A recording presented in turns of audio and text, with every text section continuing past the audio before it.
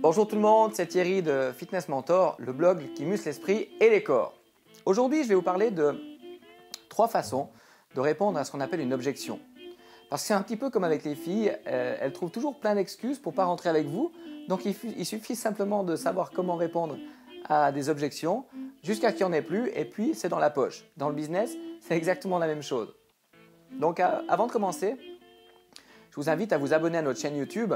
Simplement au fond de la vidéo à gauche, vous avez un bouton s'abonner et puis vous allez recevoir gratuitement toutes nos futures vidéos qui vont vous aider dans votre business.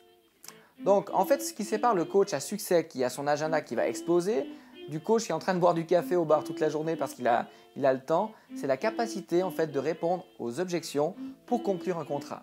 Nous avions parlé de l'importance du démarchage. Mais si lors de votre démarchage, vous ne savez pas répondre à des objections, ça va être difficile de donner le stylo au client et de fidéliser une vente. Alors tout d'abord, on trouve 3 types d'acheteurs. Vous avez les gens qui veulent de toute façon acheter vos services parce qu'ils ont entendu parler de vous, donc c'est le bouche à oreille qui a fait son travail. Donc ce client-là, il arrive chez vous, il veut acheter. Donc il n'y a pas d'objection, ça c'est dans la poche, c'est grâce à votre travail. Très bien.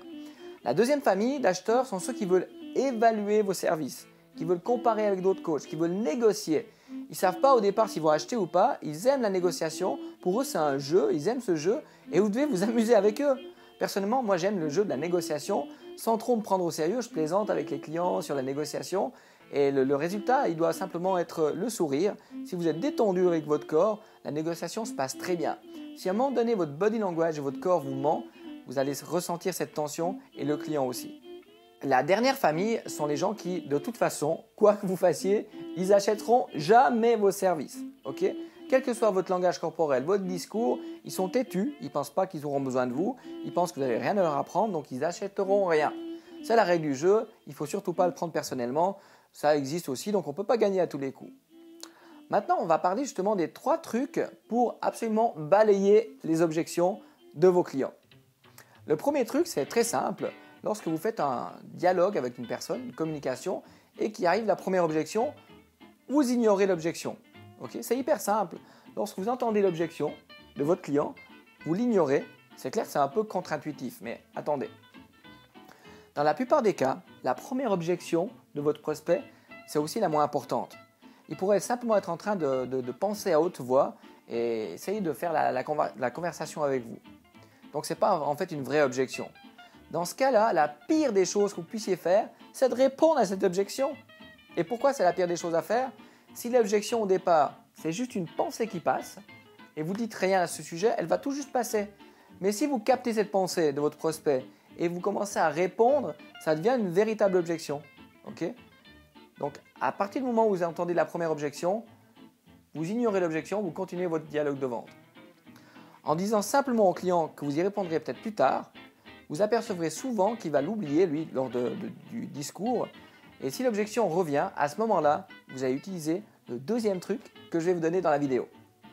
Donc le deuxième truc, c'est très simple. Vous allez répéter l'objection. On appelle ça un processus de quittance. Lorsqu'on fait le questionnaire des 20 questions que vous avez vu dans une autre vidéo, que vous avez pris connaissance dernièrement, vous avez pris connaissance de ce que le client recherche vraiment. Vous connaissez ses douleurs. Par exemple, il est fatigué, il se sent trop gros, il n'a plus d'estime de lui, il n'a plus de libido, il n'arrive plus à satisfaire sa femme, il a envie de changer de corps, il a envie de redevenir un bon amant, il a envie de revoir à nouveau ses pieds qui sont cachés par son ventre, etc. Vous connaissez ces points de douleur. Vous allez donc répéter l'objection. Ensuite, vous avez réussi à faire prendre conscience à votre prospect que votre solution va lui permettre de satisfaire à nouveau sa femme, va lui permettre d'avoir plus d'énergie, va lui permettre de dormir mieux, va lui permettre d'avoir un physique de nouveau idéal. Donc là, c'est simplement une bascule entre les douleurs et les plaisirs. Donc parlons maintenant d'exemples concrets.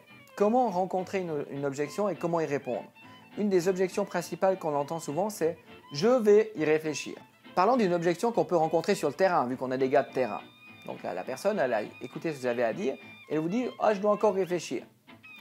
Ok, vous devez encore y réfléchir, donc vous m'aviez dit que vous vous sentiez mal, c'est bien ça. Vous m'aviez dit que vous étiez complexé. Vous m'aviez dit que vous vouliez retrouver votre femme pour séduire. Vous m'aviez dit que vous voulez expérimenter l'énergie. Vous vouliez aussi un meilleur sommeil. Vous savez que la plupart de nos clients parlent exactement comme vous au départ et aujourd'hui, ils ont vraiment leur vie qui a littéralement changé. Est-ce que vous voulez vraiment, si vous êtes honnête avec vous-même, encore réfléchir ? Ensuite, vous posez un silence. Important, laissez l'information arriver au cerveau de la personne. Maintenant, si le client est honnête dans le processus de coaching, son objection n'a plus lieu d'être. Okay? Sinon, il va simplement se mentir à lui-même et il n'a pas envie vraiment de changer. Okay? En fait, la plupart des gens qui ont des objections, c'est simplement des excuses. Une excuse cache souvent une peur cachée. Donc, il suffit de trouver cette peur, de la soulever pour qu'elle devienne absolument ridicule. Je vais vous expliquer ça dans mon troisième truc. Donc, le troisième truc, c'est utiliser une phrase magique que je vais vous donner. Mais avant de vous donner ma phrase magique, je veux être sûr que vous comprenez quelque chose sur les objections. Toute objection, en fait, est soit une excuse qui cache une peur, soit une question déguisée.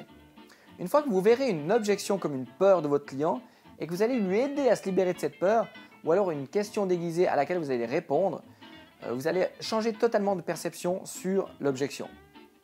Toute votre approche en fait va changer. Vous ne prendrez plus du tout une petite objection comme une attaque ou un refus de votre prospect, mais plutôt comme une opportunité de lui aider. Donnons des exemples. Par exemple, la personne vous dit « je ne peux pas me permettre », ça signifie « pourquoi devrais-je payer ce prix-là » Donc là, vous allez démontrer la valeur de votre programme. Deuxième objection, « oh, je dois parler avec mon mari, je ne suis pas sûr ». Ça signifie « comment pourrais-je expliquer à mon mari la décision que je vais prendre ?» Donc dans ce cas-là, aidez-lui à fabriquer une explication. Ça me conduit justement maintenant à la phrase magique. Parce que la phrase magique, elle est elle-même une question. Lorsque votre prospect vous dit « je vais encore y réfléchir », mais vous dites simplement « je comprends ». À quoi devez-vous encore réfléchir? Ce qui rend cette phrase absolument magique, c'est qu'elle vous donne directement accès au processus de pensée de votre prospect.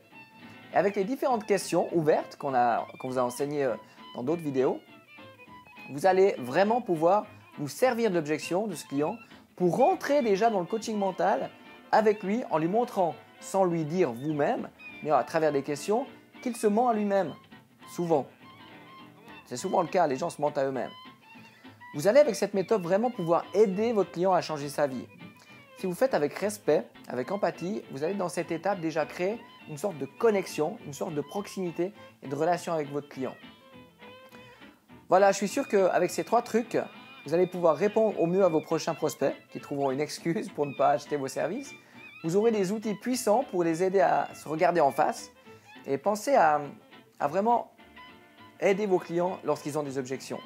Partagez cette vidéo si vous pensez qu'elle puisse aider quelqu'un. Aimez notre chaîne YouTube en cliquant sur s'abonner ici en bas à gauche, je crois que c'est là. Et puis si vous avez des commentaires, si vous aimeriez qu'on vous aide d'une manière ou d'une autre, laissez-nous des commentaires ici dessous et on fera des vidéos qui pourront vous aider à développer votre business. Et surtout, n'oubliez jamais, passez à l'action.